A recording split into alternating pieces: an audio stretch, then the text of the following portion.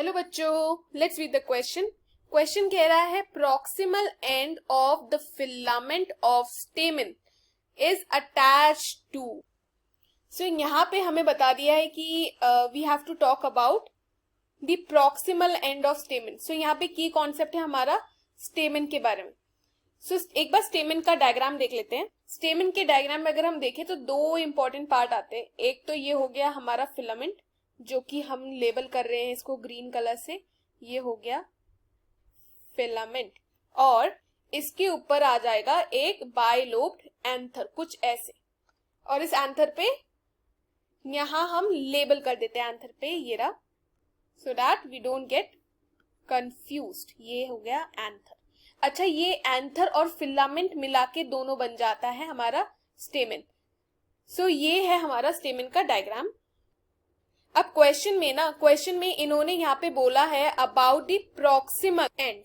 अब प्रॉक्सिमल का मतलब क्या होता है? सो सिंपल भाषा में अगर हम देखें, सो प्रॉक्सिमल मीन्स कि closest to the point of attachment, closest to the point of attachment. अब अगर आप देखोगे, मैंने जो स्टेमन ड्रॉ किया है यहाँ पे, उसमें ये तो आपका एंथर है, यहाँ है आपका फिलामेंट। अब इस पोर्शन से यहां से वो अटैच्ड होगा, यहां से हमारा जो स्टेमन है वो पूरे फ्लावर से अटैच होगा। सो ये क्वेश्चन आपसे इतना पूछना चाह रहा है कि जो स्टेमन होता है वो पूरे फ्लावर से जहां पे अटैच होगा, उस पॉइंट ऑफ अटैचमेंट को आप क्या कहेंगे? मतलब वो कहां से अटैचमेंट होती है पूरे स्टेमन का। सो देखो, यहाँ पे ऑप्शन है पहला वाला एंथर। अब एंथर आंसर नहीं होगा।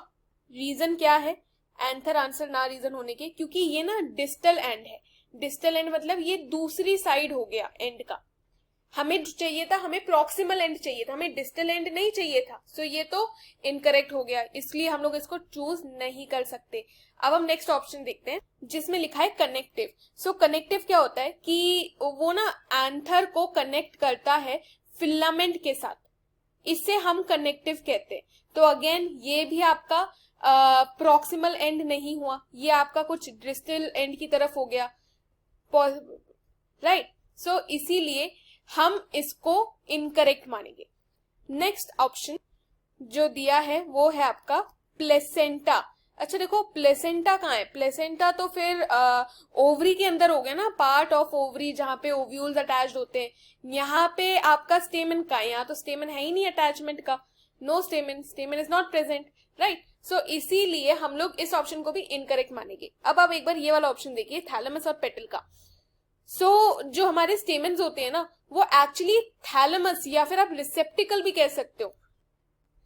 सो ये जो थैलेमस वाला जो ऑप्शन दिया हुआ है, थैलेमस क्या होता है? वो थिकेंड पोर्शन होता है, जो एक मोटा सा एक पोर्शन होता है ना, जहां पे आपको जो फ्लावर्स के पार्ट जो है वो अटैच दिखते हैं, उसे हम लोग थैलेमस कहते हैं। कई बार थैलेमस से भी अटैच होता है, कई बार वो डायरेक्ट पेटल से भी अटैच होता है। सो इधर पे हमें अटैचमेंट देखने को मिलती है। और सबसे बड़ी बात, ये हमारा प्रॉक्सिमल एंड भी है।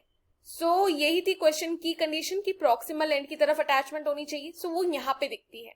So the correct answer for the given question is option D, thalamus और petals. I hope you have understood the question well students. Best of luck.